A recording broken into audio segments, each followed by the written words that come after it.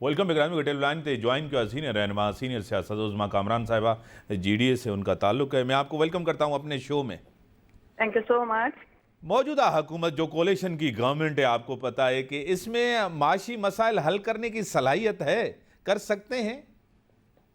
देखिए, माशी मसाइल हल करने की सलाहियत की अगर मैं बात करूं तो हर सियासी पार्टी में और हर हुकूमत में होती है, मगर खुद से जानबूझ के अगर हल ना करना चाहें तो वो एक अलग बात है।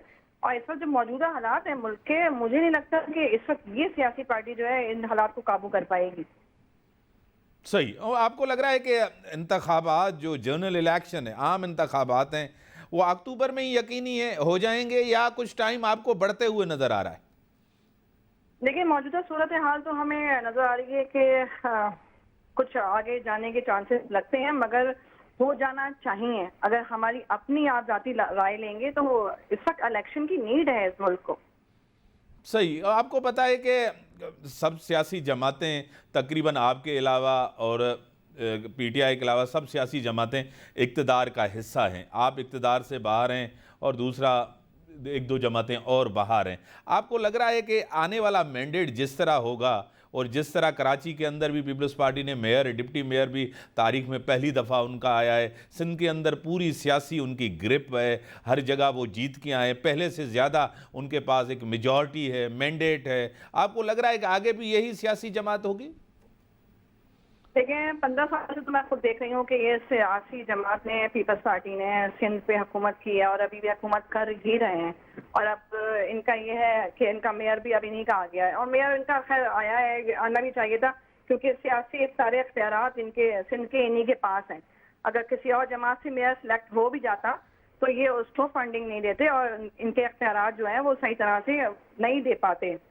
उस मेयर के जो इख्तियार होते हैं उसको सही तरह नहीं मिल पाते। चलें, इनका मेयर आ गया, अच्छी बात है, मगर अब इनकी ये जिम्मेदारी बनती है कि अपने मेयर के थ्रू सिंध को कुछ बहाल तो कर दें। भाई, सिंध का बदहाल सुधार तो दें, हाल तो बेहाल है जो, वो खुशहाल तो कर दें।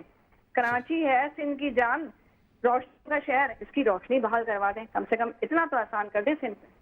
अब बिलावल साहब ने आज कहा है कि कराची की तरक्की की जिम्मेदारी हम पर है और 5 साल बाद ये मुझसे ज़रूर पूछा जाए कि कराची के अंदर कौन सी बेहतरी आई। एक चीज़ है। दूसरी वो करें कि कराची के बहुत सारे मसाइल का ताल्लुक जो है ना वफाक से जुड़ा हुआ है, यानी कि काफ़ी चीज़ें वफाक को करनी है। K4 जैसे मंसूबा है, जैसे ट्रांसपोर्ट का निज़ाम है, काफ़ी ऐसी स्कीम्स हैं कराची के लिए, सिंध के लिए, वो तो वफाक से जुड़ी हुई हैं। इस पे मैं आपको क्या जवाब दूं।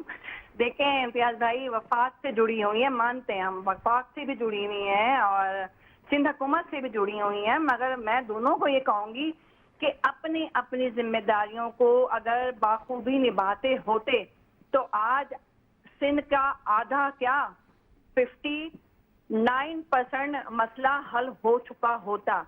कम से कम आप वफाक को छोड़ के अपनी जिम्मेदारियों को निभाएं। हकीकत है आपके कंधों पे बहुत ज्यादा जिम्मेदारी आ गई है मेयर कराची बनने के बाद, और 15 साल से सिंध हुकूमत पे आप हुकूमत कर रहे हैं, सिंध में हुकूमत आप कर रहे हैं, तो आपने उस दौरानिए में क्या जो है चीजें प्रोवाइड की हैं सिंध को।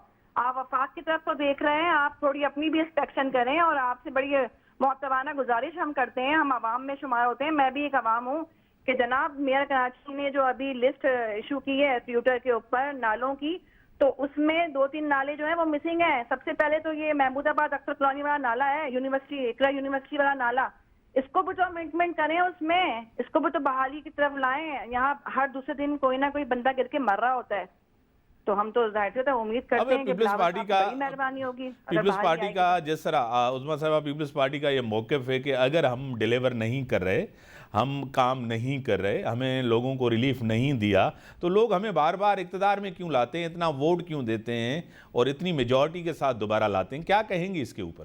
इम्तियाज भाई, मैं हमेशा खुल के बात करती हूँ और आज भी मैं खुल के एक अल्फाज बोलूंगी कि आप जरा M9 पे जाएं और वहाँ जो आबादियां हैं, कुछ गोट्स बने हुए हैं, सिंध में कितने ऐसे गांव हैं जहाँ पर सिर्फ और सिर्फ बाप अजदाद के ट्रेंड पे ही वोट कास्ट होते हैं पूरे सिंध के अंदर।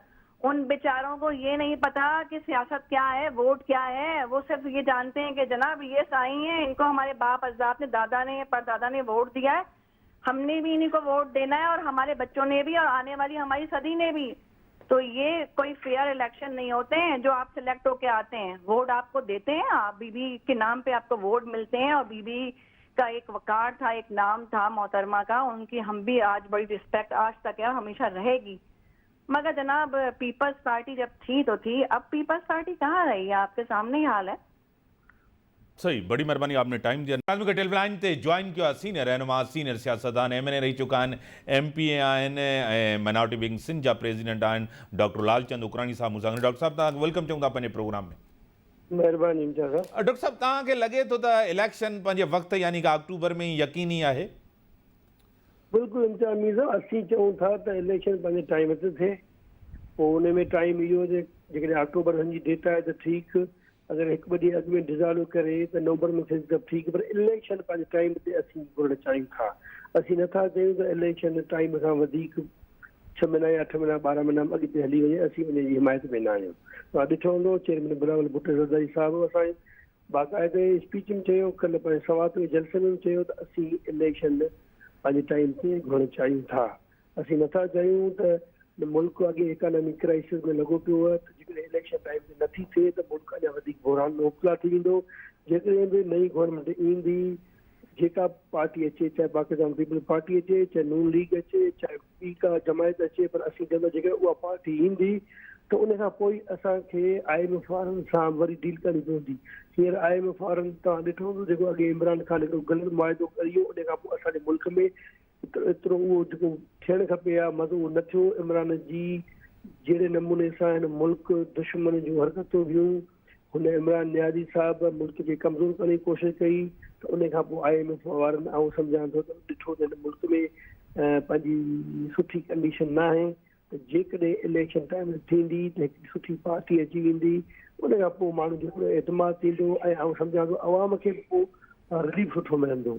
हींअर असीं वरी कोशिशि कयूं था, PDM में असांजो पंहिंजो कोalition में असीं पार्टनर आहियूं, PDM जो असीं जेको हिसो आहियूं, पर अवाम खे उहो असीं रिलीफ ॾियण में नाकाम विया आहियूं। असीं चऊं था हिकिड़ी जमात सुठी जेकॾहिं अची वेंदी इलेक्शन टाइम ते त पोइ असीं अवाम जी सुठे नमूने सां ख़िदमत करे सघूं था। ऐं ख़िदमत तव्हां ॾिठो हूंदो अॻिली पाकिस्तान पीपल पार्टी बहितर में बहितर तरीक़े सां ख़िदमत कई ऐं मूंखे यकीन आहे त पाकिस्तान पीपल पार्टी सोभारी थींदी।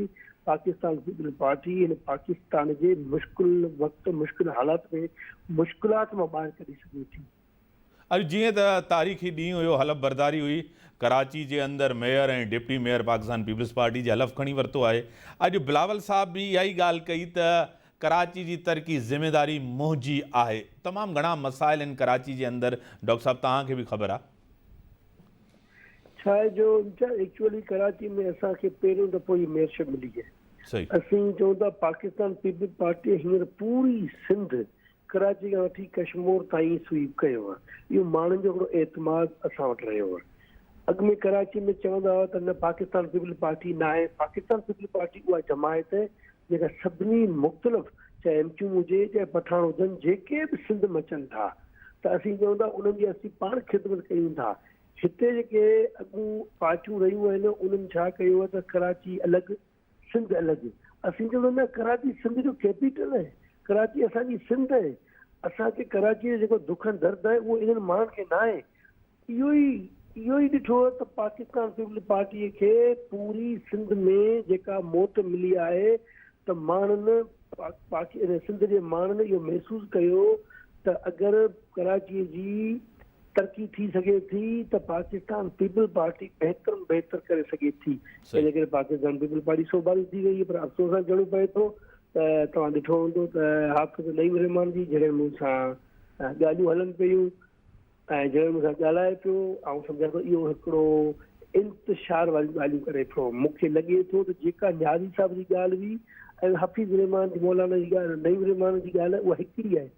हू हिकिड़ो नफ़रतूं था फैलाइनि।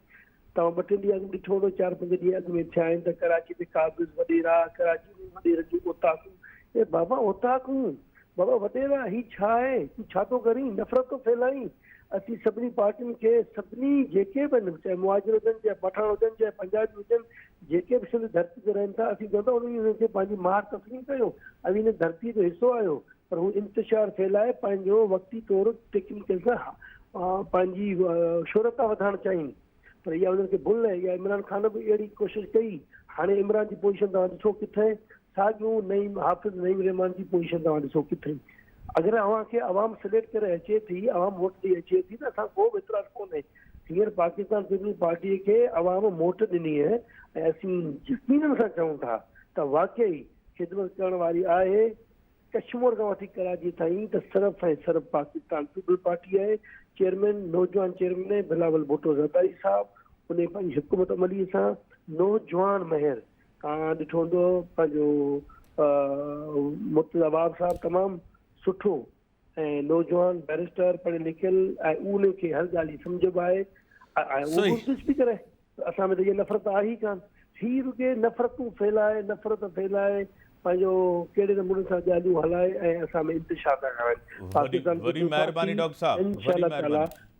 डॉक्टर साहब वरी महिरबानी, टाइम लिमिटेड आहे, वरी महिरबानी इन सां गॾु इजाज़त। अल्लाह हाफ़िज़।